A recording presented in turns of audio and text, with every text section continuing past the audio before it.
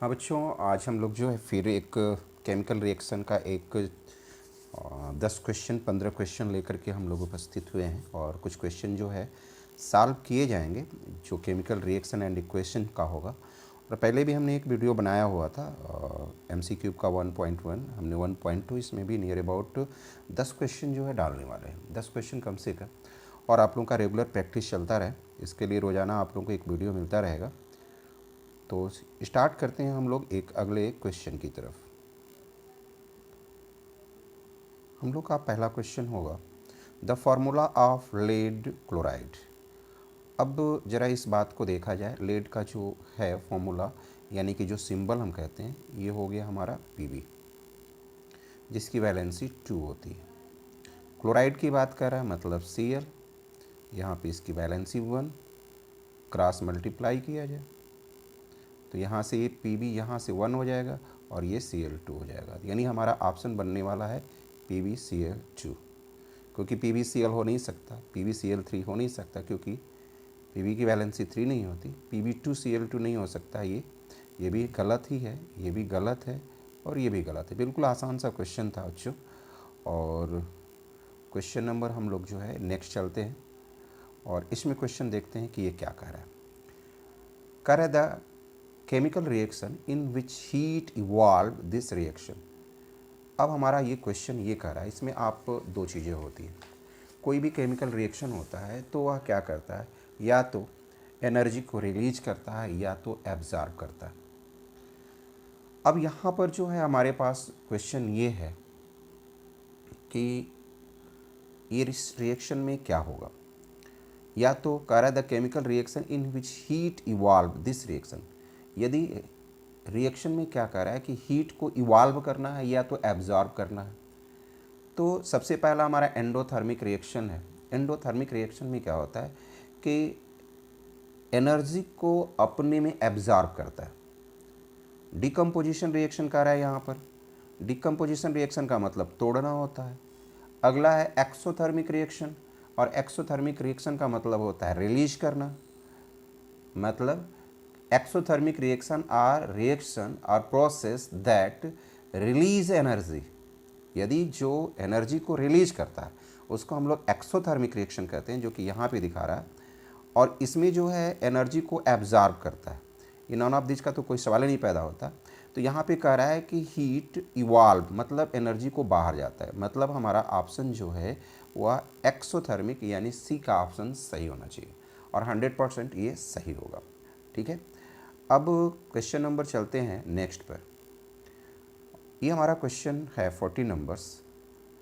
अब ये कह रहा है कि Fe2O3 और इसी के साथ जो है Fe2O3 को हम लोग एल्यूमिनियम के साथ रिएक्शन कराना चाहते हैं और ये रिएक्शन होने के बाद बनाता है Al2O3 जिसको हम लोग एल्यूमिना बोलते हैं। और Fe क्योंकि बैलेंस इक्वेशन है इसलिए 2Fa लिखा हुआ है। कह रहा है which is reduce in above reaction. अब कह रहा है कि किसको रिड्यूस किया गया, कौन रिड्यूस कर रहा है। अब आप ही ज़रा देखिए कि यहाँ पर ऑक्सीजन है। अब यह ऑक्सीजन जो है निकल करके आ गया एल्युमिनियम के पास। इसने क्या किया, ऑक्सीजन को पूरी तरह से निकाल दिया।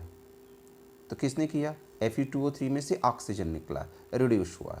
इसलिए हमारा ऑप्शन बनना चाहिए Fe2O3 यानी कि पहला। एल्यूमिना से तो कोई लेना देना है नहीं, एल्युमिनियम ने ऐसा कुछ किया नहीं है। नॉन ऑफ दिस का आंसर बिल्कुल गलत है, इसलिए हमारा जो है पहला आंसर 100% करेक्ट है और आंसर होगा Fe2O3। चलिए अब आगे बढ़ते हैं और अगले क्वेश्चन की तरफ। अगला क्वेश्चन हम लोगों का है, बहुत आसान सा क्वेश्चन है। PbNO3 ट्वाइस, ये सॉलिड स्टेट में और सॉलिड स्टेट में है, इसको हीट किया गया और जब हीट करेंगे तो ये ब्रेक होगा PbO NO2 और 2 में। अब सीधी सी बात है, जो क्या हो रहा है, ब्रेक हो रहा है। अब ज़रा सोचिए कि जो हीट है, अब हीट के अकॉर्डिंग हम तोड़ रहे हैं और तोड़ने को तो हम डिकम्पोजिशन कहते हैं ना। यानी हमारा बी वाला ऑप्शन क्या हो जाएगा, सही हो जाएगा। यानी यहाँ पर जो आंसर निकल करके आ रहा है वह है थर्मल डिकम्पोजिशन रिएक्शन। और आप जानते हैं थर्मल डिकम्पोजिशन रिएक्शन में क्या होता है कि जिसके द्वारा कोई सबस्टांस जो है क्या हो जाए, ब्रेक होता है 2 और मोर, 2 या 2 से अधिक में, और इसी को हम लोग क्या बोलते हैं, थर्मल डिकम्पोजिशन रिएक्शन बोलते हैं। चलिए नेक्स्ट क्वेश्चन की तरफ आगे बढ़ते हैं और क्वेश्चन नंबर जो है ये 16। अब यहाँ पे कह रहा है क्वेश्चन नंबर जो है 16 में which gas is used to prevent the food items from rancidity। ध्यान से सुनिए, रेंसिडिटी का मतलब होता है जैसे आप अपने घरों में खाना बनाते हैं, कभी कभार आप लोग जो है लंच वगैरह लेके भी जाते होंगे, या कभी हमने खाने को क्या किया, लंच ले गए, उसमें एक दो रोटी बच गई या कोई चीज़ बच जाता है खाने वाली चीज़ों को, तो ऐसे कंडीशन में क्या होता है 2 दिन के बाद खोलते हैं तो उसमें से एक बैड स्मेल आता है और उसी को हम लोग बोलते हैं रेंसिडिटी। लेकिन ये रेंसिडिटी जो है किसकी वजह से होती है, वो ऑक्सीजन की वजह से होती है। ऑक्सीजन जो है उसके साथ रिएक्ट कर जाता है, क्लोरीन का इसमें कोई रोल होता नहीं है, ठीक है, हाइड्रोजन का भी कोई रोल होता नहीं है। तो 2 ऑप्शन तो ऐसे ही हमारा गलत हो गया, लेकिन 2 ऑप्शन यहाँ पे दिख रहा है, ऑक्सीजन और नाइट्रोजन। नाइट्रोजन का ऑप्शन जो है ये क्या करता है, नाइट्रोजन ये खाने को सड़ने से बचाता है क्योंकि ये मोर रिएक्टिव नहीं होता। इसीलिए आप लोग देखे होंगे चिप्स वगैरह खाते हैं आप लोग, तो चिप्स में जो है एयर भरी होती है और हम कहते हैं यार देते हैं इतने पैसे और उसमें हवा होती है, तो हवा होना एकदम कंपलसरी है बच्चों। हवा नहीं होती तो वह जो है चिप्स जो है बेकार हो जाता है और उसमें गैस होती है नाइट्रोजन। लेकिन हमारा क्वेश्चन क्या कर रहा है, which gas is use to prevent the food items from rancidity, और वह कह रहा है कि कौन सा ऐसा है जो गैस जो क्या करता है, रेंसिडिटी को क्या करता है, प्रिवेंट करता है, रोकता है। तो वह है हमारा आंसर सी, यानी 16 नंबर का जो बन रहा है हमारा आंसर वह है नाइट्रोजन, और नाइट्रोजन को हमें क्या करना होगा, करेक्ट करना होगा। चलिए नेक्स्ट क्वेश्चन की तरफ चलते हैं हम लोग और क्वेश्चन नंबर 18 देखते हैं। कह रहा the reaction between calcium oxide and water. Calcium oxide से याद आया, आप जो है मार्केट से चूना खरीदते हैं आप लोग पेंटिंग करने के लिए, ठीक है, ये कैल्शियम ऑक्साइड है, यानी कि CaO कैल्शियम ऑक्साइड है। और आप देखे होंगे कि जब पानी को डालते हैं तो उसमें से बबल्स निकलते हैं, अब काफ़ी तेज़ी के साथ हीट भी जो है क्या करता है, रिलीज करता है। और जब हीट को रिलीज करता है तो ऐसे कंडीशन में क्या करता है, Ca जो है H2O के साथ रिएक्शन करता है, और जब रिएक्शन करेगा तो अब जब यहाँ कह रहा है कि डिकम्पोजिशन रिएक्शन, टूटेगा तो है नहीं, डिस्प्लेस तो होगा नहीं, अब यहाँ डबल डिस्प्लेस का कोई सवाल ही नहीं पैदा होता, तो यहाँ पे कॉम्बिनेशन रिएक्शन, और ये CaH2O के साथ मिल करके बनाता है CaCaOH होल ट्वाइस। ये हमारा जो है आंसर निकल करके आता है। और जब CaOH का होल ट्वाइस बनेगा, CaOH का होल ट्वाइस मतलब कॉम्बिनेशन रिएक्शन है, यानी हमारा आंसर निकल करके आ गया डी, और ये 100% करेक्ट होगा। और ऐसे सवालों में कई बार जो है बोर्ड के एग्जाम में पूछा है, यहाँ पे लाइम वगैरह भी आता है, देखिएगा वहाँ पर, ठीक है, तो वहाँ पे हम लोग CaOH का होल ट्वाइस लिखते हैं। जैसे आप लोग सिंपल वे में देखा जाए तो बूझा और अनबुझा चूने की बात करते हैं, तो बूझा अनबुझा से मतलब जिसमें हमने पानी डाल दिया, वाटर को मिक्स कर दिया, वह साइलेंट हो जाता है, उसमें से एनर्जी रिलीज नहीं होती, और उसी को हम लोग क्या बोलते हैं, बुझा हुआ चूना। लेकिन जिसमें से एनर्जी रिलीज होने वाली है CaOA, उसी को हम लोग क्या कहते हैं, अनबुझा चूना, जिसको हम लोग कैल्शियम ऑक्साइड के नाम से जानते हैं। तो अगले क्वेश्चन की तरफ चलते हैं हम लोग। अगला क्वेश्चन जो है हमारा लाइम वाटर से, देखिए जो हम कह ही रहे थे वही बात हुई, लाइम वाटर CaOH का होल ट्वाइस, देखिए लाइम वाटर का फॉर्मूला है। अब कह रहा है कि turns milky when we pass gas through it, gas is कौन सी गैस, अब जरा सोचिए CaOH का ट्वाइस है और जो इसमें हम मिलाने वाले हैं, गैस को पास करने वाले हैं, वो CaO2 है, कैल्शियम, एक सेकेंड, वह हमारा है CO2 carbon dioxide gas.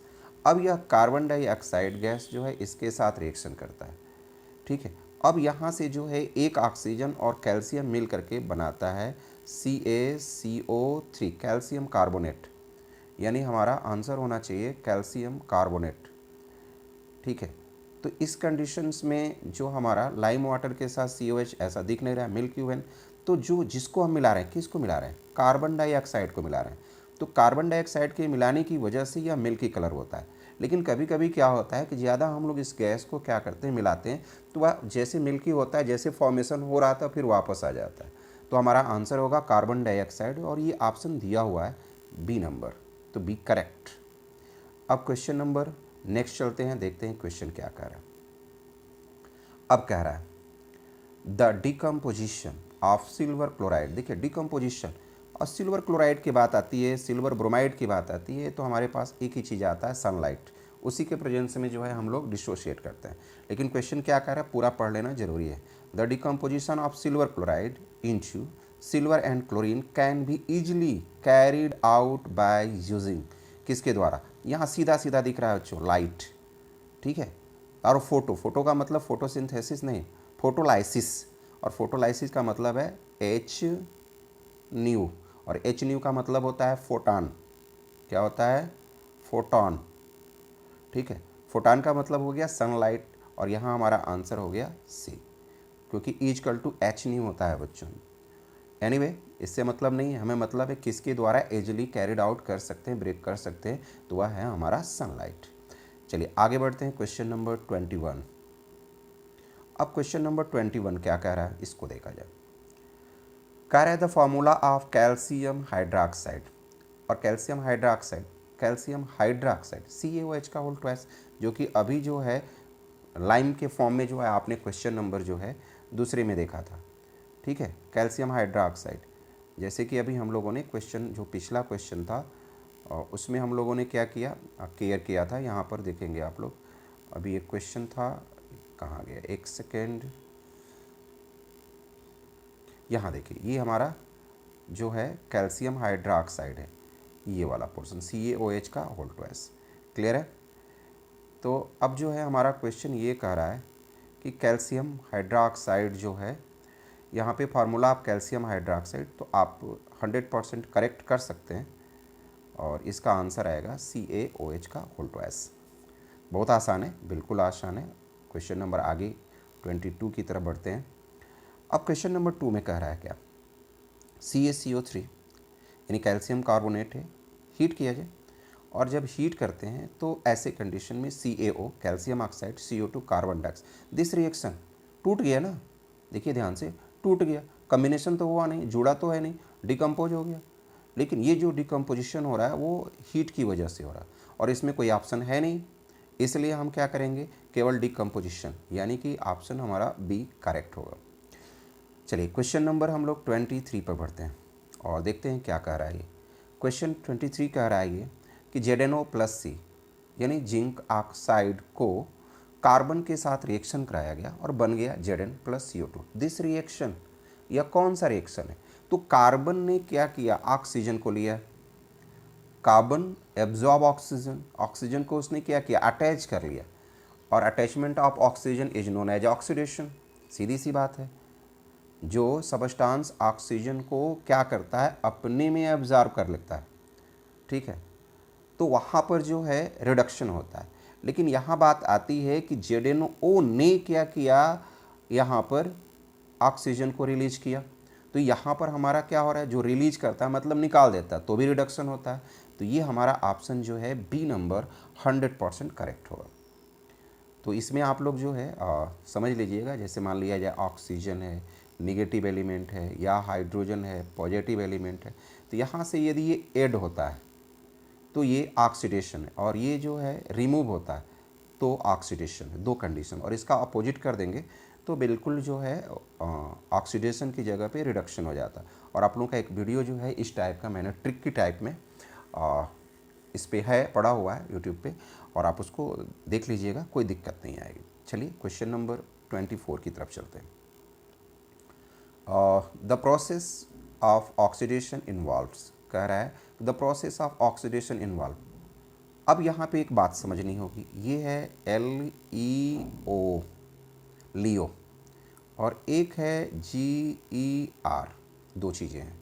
L से होता है लॉस, खोना, E से होता है इलेक्ट्रॉन, और O से ऑक्सीडेशन, जो इलेक्ट्रॉन को निकालता है अपने में से, निकालता है, निकल जाता है, लॉस करता है। जैसे यहाँ पे लॉस हो रहा है, loss of electron is called oxidation. लेकिन यदि वही जो है यहाँ पर भी लिख रहा है रिमूवल ऑफ ऑक्सीजन, लेकिन हमें ऑक्सीजन से लेना देना नहीं है, हमें इलेक्ट्रॉन के कॉन्सेप्ट पे है, जिसको हम लोग लियोजर बोलते हैं। तो loss of electron is called oxidation, और gain electron is called reduction. तो यानी हमारा आंसर 24 का लॉस ऑफ इलेक्ट्रॉन होगा। ठीक है, और नेक्स्ट क्वेश्चन पे बढ़ते हैं हम लोग, और क्वेश्चन नंबर 25। क्वेश्चन नंबर 25 देखते हैं। कहते हैं लिखा हुआ है which of the following are combination reaction. अब इसमें कह रहा है कि कॉम्बिनेशन रिएक्शन कौन सा है।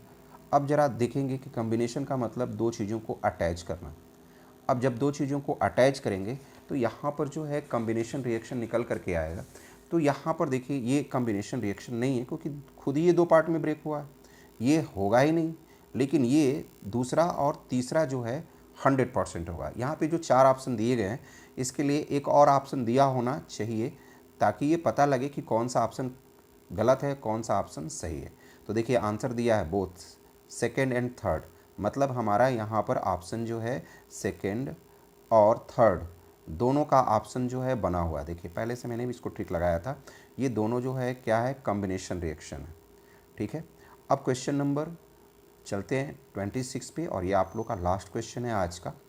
कह रहे in each the following chemical reaction या chemical equation the observation of represent the characteristics of reactants and products involved at reaction temperature।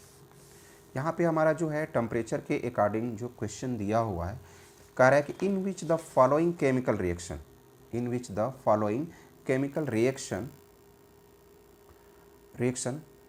Equation. अब इसमें जो है कह रहा है कि H2+O2, तो यहाँ पे H2+O2 जो लिक्विड और गैस के फॉर्म में हमें दिखाना है। अब आप बताएं कि गैस जो है किस फॉर्म में होता है, लिक्विड में तो होता नहीं, इसलिए ये गलत हो गया। यहाँ ऑक्सीजन लिक्विड में होता नहीं, ये गलत हो गया। लेकिन यहाँ हाइड्रोजन जो है गैस फॉर्म में, यहाँ ऑक्सीजन गैस फॉर्म में, लेकिन यहाँ कंडीशन कह रहा है कि लिक्विड फॉर्म में, ये गड़बड़ है। लेकिन यहाँ पे कह रहा है गैस, इसके बाद जो है यहाँ पर जो है ये भी गैस कह रहा है, और यहाँ पे जो है गैस। लेकिन जब गैस के कंडीशन में जब हाइड्रोजन और ऑक्सीजन रिएक्ट करेगा और जब H2O के फॉर्मेशन हो रहे होंगे तो वहाँ पे गैसियस स्टेट ही होता है, इसलिए हमारा ऑप्शन जो है डी करेक्ट होगा। लेकिन इसमें बच्चों आप लोग की बहुत से कन्फ्यूजन्स आते हैं कि वह लिक्विड फॉर्म में है, लेकिन ऐसा नहीं है। जब रिएक्शन क्लोज कंटेनर में हो रहा होता है तो वहाँ पर जो है गैसियस स्टेट में, लेकिन माना जाता है कि वह लिक्विड में है, इसलिए हम इसको गलत करेंगे और इसको करेक्ट करेंगे। यानी हमारा ऑप्शन जो है जनरली जो हम जानते हैं उसके हिसाब से हमारा सी ही ऑप्शन करेक्ट होगा, क्योंकि H2O always stable in liquid form है। होते तो हैं सॉलिड में भी होते हैं, गैसियस स्टेट में भी होते हैं, लेकिन बनने पर जो है यहाँ पे लिक्विड के फॉर्म में होगा। यानी हमारा ये 26 नंबर का क्वेश्चन करेक्ट होगा, आंसर सी। थैंक यू बच्चों, और फिर मिलते हैं कल। आप लोग का दिन मंगलमय हो।